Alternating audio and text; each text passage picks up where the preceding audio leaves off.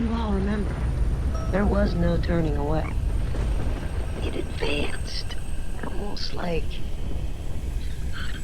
purposefully, spinning slowly until, well,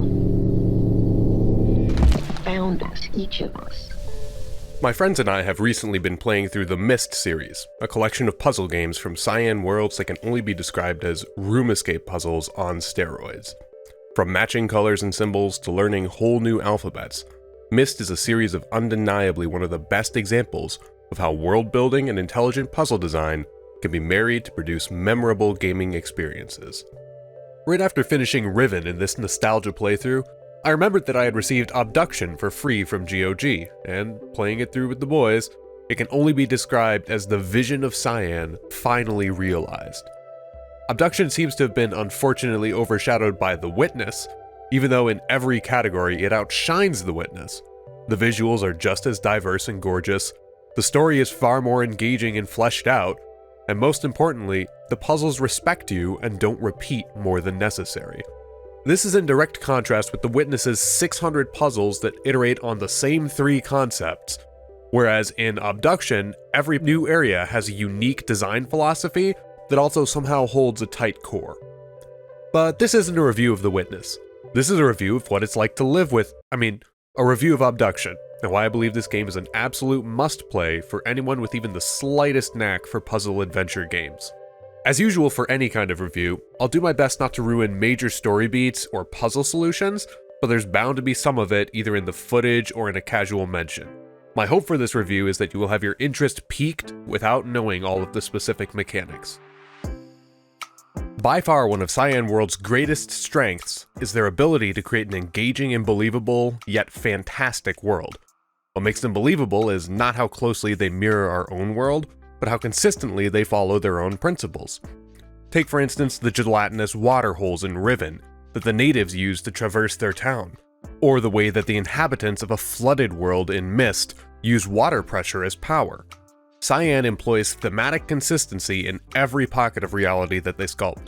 In the case of Obduction, you begin by being quite literally scooped out of your world and into a strange, deserted ghost town, seemingly trapped in a snow globe-esque dome surrounded by an alien landscape.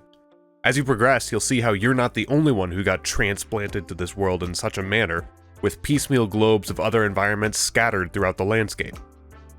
There are few words to describe how beautiful this game is. Running on the ever-powerful Unreal Engine 4, the scenery is crafted with loving attention to detail. Your new world is lit up in mellow tones of an evening sun, and in the midst of a dry badlands, streams of glistening water give life to healthy greenery, defiant of the desert it finds itself in. Much like Myst, though, you won't be stuck forever in a single landscape. Eventually, you'll learn how to travel to 3 other worlds, and each of them has a distinct theme, from a Skyrim Dwemer-like stone and machine age, to a lush and harmonious jungle of life. And of course, as any Myst fan would recognize, there were plenty of Cyan's signature taste for railcart segments that had my friends and I giddy with nostalgia, remembering the roller coaster rail segments in the Amateria age of Myst 3 Exile. None of these worlds tries to stretch itself too far, keeping your range of movement confined to a relatively small but densely packed world. In the age of open world games like The Witcher 3 that let you roam a virtual continent, or Destiny 2 with an expansive and futuristic land of abandoned relics of bygone eras, sometimes a smaller map feels more comforting. Rather than walking thousands of meters to reach a destination or crutch on fast travel, the tightness of Obduction's worlds never leaves you walking too far to reach your next objective, or solve your previous one. Nothing is wasted, and each world is a sublime exercise in game design minimalism. Do more in less space. It's hard to talk for too long about Cyan's ability to make visually appetizing worlds without reaching their puzzle philosophy. Every Myst level was designed as both a puzzle and an adventure, so it's fitting that solving a puzzle will, by necessity, change the world around you, or give you the tools you need to do so in the future. Sometimes just the act of traveling itself will help you solve a puzzle, and if you get too far entangled in a particular head-scratcher that you can't solve, Cyan will oblige you. You are free to leave and pursue other leads and come back with a fresh mind. While the Witnesses puzzles made me want to bash my head against a wall after the first 4 hours, Cyan seems to operate on a philosophy of keeping puzzles themed and separate. They'll give you a set of tools for a specific set of puzzles, and a separate set of tools for other puzzles. Put simply, the puzzles aren't a single object duplicated throughout the world, nor are they entirely cordoned off from each other. Instead, they're like a series of links in a chain that holds onto each other but doesn't demand anything of the next except that it pulls its own weight.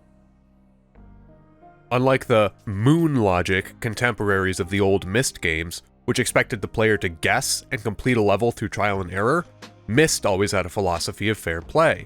At some points, you may feel like boiling your shirt in frustration because the puzzles are going to make you think, but like a good game of Sudoku, you're always given enough that you can piece things together eventually. Obduction takes this philosophy and brings it into the 3D world proper, never holding your hand and dragging you to the solution, but always pointing you in their direction. This challenging but fair ethos requires you to be intelligent, but not necessarily knowledgeable. You don't need to know quadratic formulae or extensive repertoire of historical trivia. You solve everything in Obduction by paying attention to your surroundings and putting pieces together on a scratch pad you keep by your desk. Make no mistake, this is an IQ hip check that bodied my friends and I for a week's worth of evenings, but at no point did we feel like the game was cheating us, so we never felt like we needed to cheat by looking up a guide or external data source. With a little patience and a cup of tea, you'll find your way eventually. Like I said in my disclaimer, this review is mostly spoiler-free, but it's hard to even broach a story without someone feeling like it's a spoiler.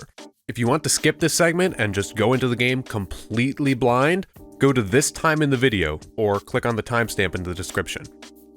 At the start of this review, I described the story as more fleshed out than The Witness. This may be a bit subjective, since in both games the story isn't shoved at you. If you want to monkey around in a world of puzzles, you could miss it.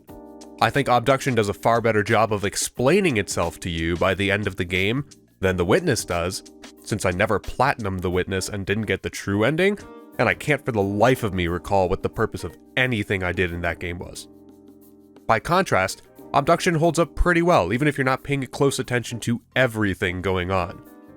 Through some puzzles that force you to pay attention to what's going on in the worlds you're traversing, and an NPC who gives you some general objectives, you learn pretty early on that you're not the only one who has been plucked from his or her world.